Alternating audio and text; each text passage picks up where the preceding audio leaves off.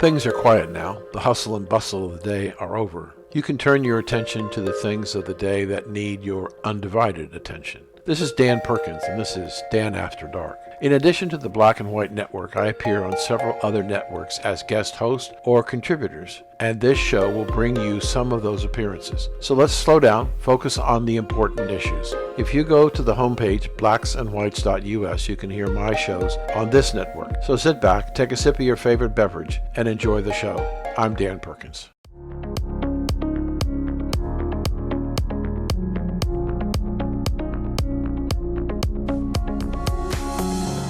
Welcome back. Always a delight to have with us our good friend Dan Perkins, political commentator, author of 4 novels, the host of What's on My Mind podcast. He also heads up Songs and Stories for Soldiers.us ministry, and he is also the host of blacksandwhites.us. I have no idea when he sleeps. I think he's a little bit more busier than I am. Just a little bit, Dan. Okay. How are you, friend? Good to see you. How you feeling? I'm feeling much better. Thank you, sir. Good to see you. All right, lots to talk to you about. Can you tell me, nobody has answered the question, why did Nancy Pelosi go to Taiwan? Well, I'll give you my answer. It may not be what you're looking for, but I'll give you my answer. I don't know what I'm looking for. I'm looking for any answer at this point. All right. Number one, she probably understands that the Democrats are going to lose the House in the midterm elections, which means she will no longer be Speaker. Okay? Yeah. But she might like to be Vice President. Oh. What a wonderful way to put herself on the international stage, to be in the middle of a controversy about her supporting the people of the United States and what we believe by defying the Chinese government to go to Taiwan. And what did they do? They backed down. Okay. But her going there was against the president's policy of one China. I'm not trying to be flippant when I answer this question. So what? Okay, well, yeah. So what? Yeah. His policy, at the moment that's his policy, but who knows? Tomorrow it could be a different policy. He's not in control of his administration. He's not in control of his cabinet officers. Surely not in control of Nancy Pelosi or Chuck Schumer. But I think that she realizes that she's in more jeopardy than perhaps Schumer is, and I don't think she feels like she's done. So she's trying to lay the pipe instead of Gavin Newsom, the governor of California, being the vice presidential nominee in 2024. She wants it to be Nancy Pelosi. Now, from a practical standpoint, yeah, I don't know how old she would be in 2024, but older than Joe Biden. And, she might be approaching 90. I mean, it's ludicrous, but it points out one very important thing. When Democrats get power, regardless of their ability to govern, they fight like dogs to keep it. Even though they may not be in power, they still want the power. So she's obsessed with, if you look back over the last 2 years, how many times did she make decisions without checking with the White House and deciding what the Congress was going to do? Because she was trying to tell people that she's really in charge. Joe Biden is not in charge. Okay. In the meantime, China waved its saber in the air quite forcefully. It did impact the White House. The White House didn't want her to go. It didn't impact her. And at the end of the day, they backed down. Now, they're still doing some things out there that are quite threatening, being the bullies that they are. But where do you think we are today with China's threats concerning Taiwan? I don't think they're of any significance, and I'll give you my answer. It's because of economic conditions. In China?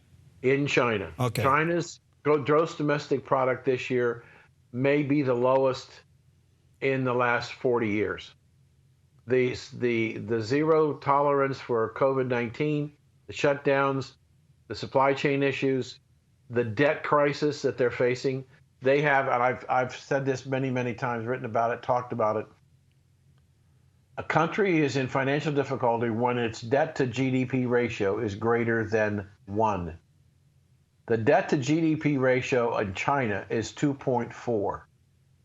They're 2.5 times more government debt than the GDP of the entire country of China. That's a disaster. Just the clock is ticking. And so they may want to do something, but here's another side example of what debt to GDP means. While Russia is the world's gas station, it desperately needs to sell oil in order to be able to fund its country. Its defense spending last year was $66 billion. China was number 2 at about $220 billion. We replaced Russia by giving Ukraine, between the United States and NATO, almost $80 billion of armaments. So the Ukrainian government now is the 3rd largest military operation in the world, and we have no idea what the hell they're doing with the money. We just keep sending it to them and sending them this and sending them that. And so what's happening is that China is seeing all this going on, and they're seeing their exports around the world decline. They're seeing internal strife in their own economy. People are losing money, lost fortunes, and things are, on the surface, seem to be all right, but there are now people beginning to whether the president of China can win re-election for life. Okay. Long answer to what you wanted. No. This all helps build. You're building a foundation there, because at the end of the day, China does see this administration as weak and vulnerable. Yes. This may be the only door they ever have to go after Taiwan. And yet, all indications are free people want to see Taiwan stay independent. Yes. And I couldn't even think that we could put together some kind of Asian coalition to support Taiwan in their efforts. But the point being is, or the question is, does China anyway go after it? No. The Chinese government, as much as they might like to go after Taiwan, the repercussions economically to trade with China on a global basis would destroy the country. Absolutely destroy it. Because people would stop buying, and they were looking for other sources of whatever it is they were buying from China. And it would be a long time before the rest of the world would trust China to want to do business. It'll force the Democrats to adopt the policy that Donald Trump had with China. And so this is a ticking time bomb that China's sitting on, and they know it. And most of the people who follow the economies of China and the United States and other countries, they also know it. But the vast majority of the people in the world have no clue what's really going on in China and what resources they are burning to try and keep up the strongest front possible. But remember, this is a country that does not control its own energy. It is dependent upon governments and corporations from all over the world to supply it with whether it's oil, natural gas, or coal. They need those relationships. The politicians will not sacrifice the potential loss of energy to keep the economy potentially going, and they will not sacrifice that for the sake of Taiwan. Hence the triangle of leadership of China, Russia, and Iran. Yes. Okay. Because Russia and Iran represent sources of crude oil and natural gas to China, which it desperately needs. And so what happens is that's an evil triangle in a sense that One is the biggest, wants to consume everything they've got, and the other two supply it. So in that triangle scenario, who's really in control? Russia and Iran or China? I think Russia and Iran are in there. And the reasons they're there is because China desperately needs a reliable, predictable source of oil and natural gas. In the meantime, China can always regulate or change the value of their currency when oil is still being traded with the dollar. So if the Chinese tries to change the value of their currency based upon a weak economy, and you got Iran and Russia, so, I mean, at what point does the value of oil mean anything to anybody's economy? That's a great question. I think that there are a lot. There was a huge movement about 2 years ago, you may remember this, to move away from the US dollar as the reserve currency, Yeah, right. and go to Bitcoin. Right. Look at the fortunes that were lost in Bitcoin. Bitcoin is down 68% so far this year. That's such a calamitous decline, you can't recover from it. People who bought it at 68% higher may never see the opportunity to buy it back in again at something around their cost. So governments were destroyed who decided to move away from the dollar and go to the Bitcoin because they thought it was the new gold and the new currency, and it's been a disaster. So the idea that you bring down the yuan, I think that depending on what they do around it, if they were to try and isolate the other China, as they're sometimes called, Right. They're going to see some economic pushback, and their economy is so frail at the moment that any significant pushback on trade or currency would be devastating to them, and they know that. So they're walking up. They want to have the bluster, but they don't have the ammunition to fall behind it. All right, let me take a quick break. When we come back, I want to deal with the so-called Build Back Better $700 billion bill that slipped through the Senate over the evening. I have my own take on it. I want to hear yours. By the way, danperkins.guru, that's his website. Songs and Stories for Soldiers, a great outreach to veterans. It's a ministry to veterans, Songs and Stories for Soldiers.us. His broadcast that is receiving unbelievable amount of listeners, blacksandwhites.us. And if that isn't busy enough, he does write novels in his sleep, and he does a host podcast, What's on My Mind. Somewhere in there, he has a hot dog. We'll be right back.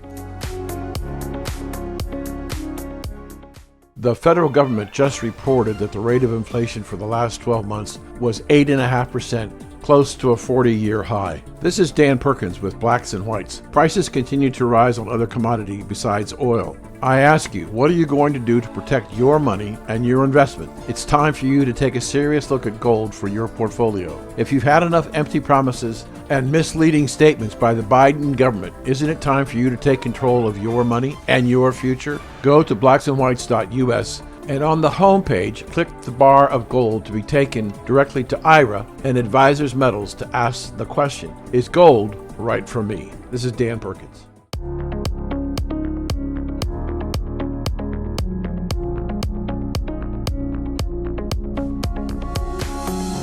Back. Always an honor to have with us Dan Perkins. He always gives us time when we call. We value that. Check out his podcast, What's on My Mind podcast.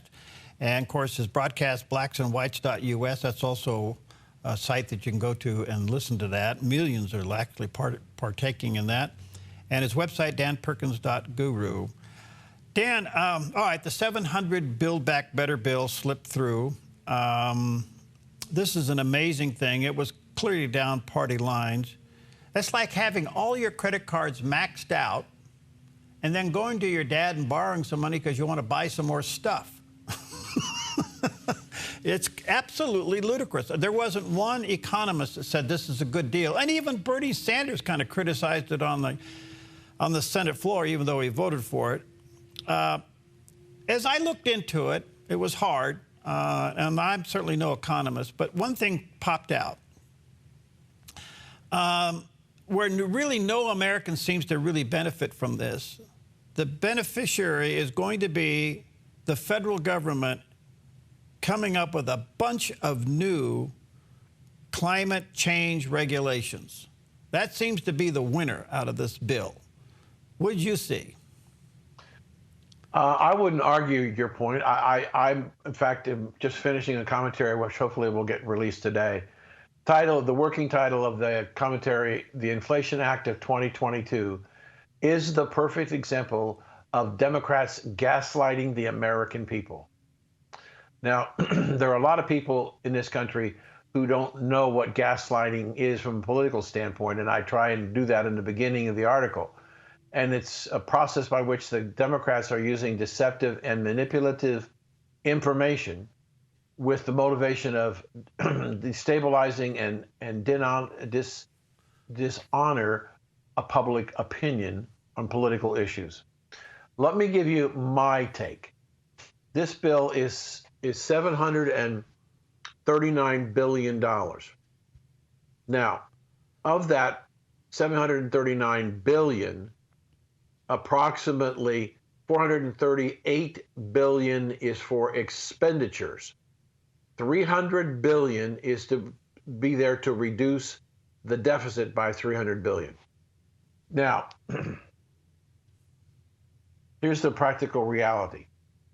When they talk about this bill, Perry, how many times have you heard that the numbers are the numbers over the next 10 years? Yeah, almost zero. So we're taking the $739 billion economic impact and spreading it over 10 years is $73.9 billion. That's not to say that that's not significant money, but it's not significant money compared to, one, a $30 trillion deficit and what is expected to be another $3 to $3.2 trillion added to the deficit this year. Two very important points, which one of you made, and I'm going to make another one. Over 200 economists, leading economists from Princeton and Harvard and Yale and all over the country, have all said this is not going to do anything. The congressional, here's one that you don't see much of. The Congressional Budget Office, which is an organization, part of the government, where the Congress can go to them and have them score the expense and revenue impact of a piece of legislation, came back with the following observation. Well, it might change inflation somewhere between minus 0.1% to higher 0.1%. In fact, they don't see how it's going to do anything to deal with inflation because there isn't anything in the bill. When you take the $383 million that they're spending on green energy, there's not much left. Mm-hmm. So what are they doing? Now, let me show you how they actually, the administration gaslighted the President of the United States. This is what the President said when the Senate passed the bill. Quote, "The Inflation Reduction Act won't just be the most significant investment in clean energy and American energy security in history. It will be the most important investment in America's manufacturing as of well." Period. Not a word of what this bill is going to do to help control inflation.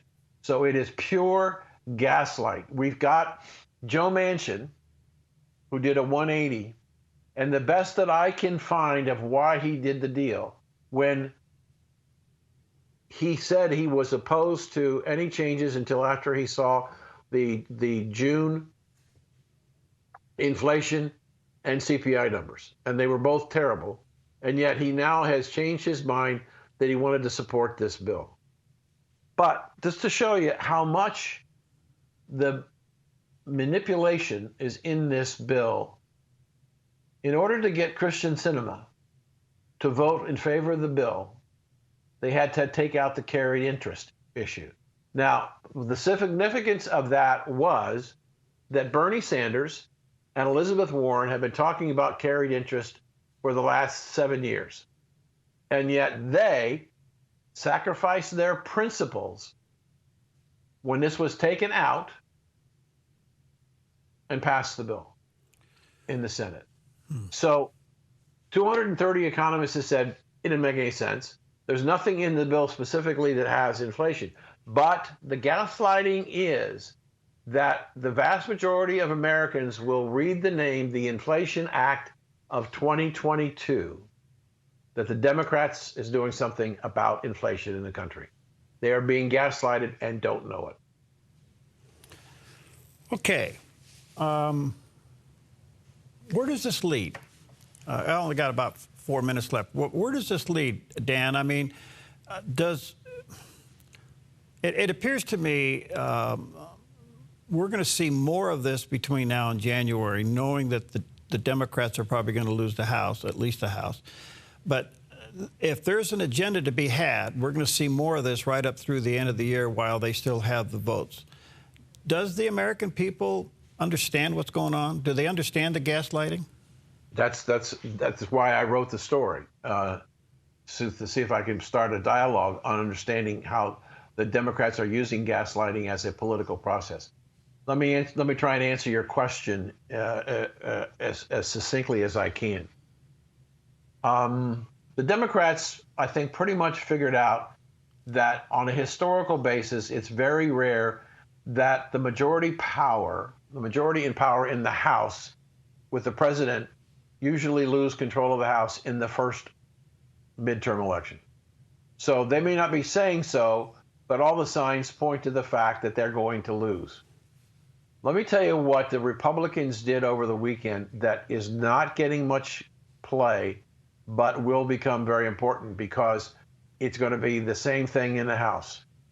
Mitch McConnell basically called for every senator to vote on every amendment of this bill and then vote on the final bill.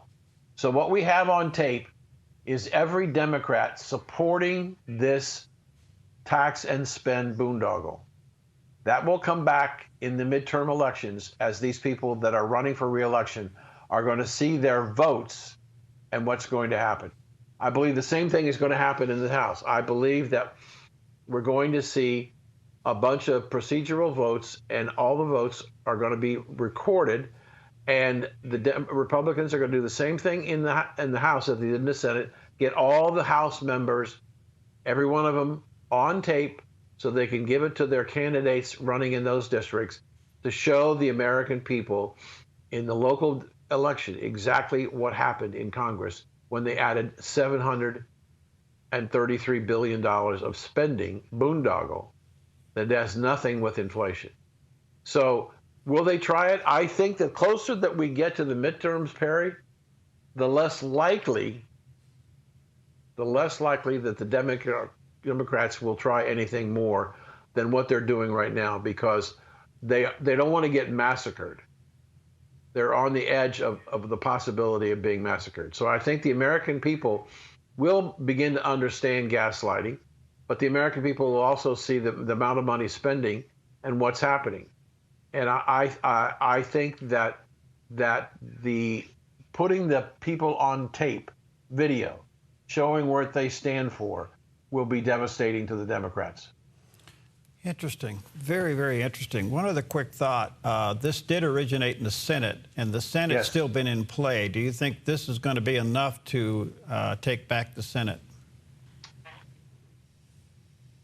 Great question. I would say to you, I never thought the Senate was in play. I am convinced, based on what's going on and what I'm seeing happening in the country, that the Republicans are going to get control of the House and the Senate. It was never in my mind doubt.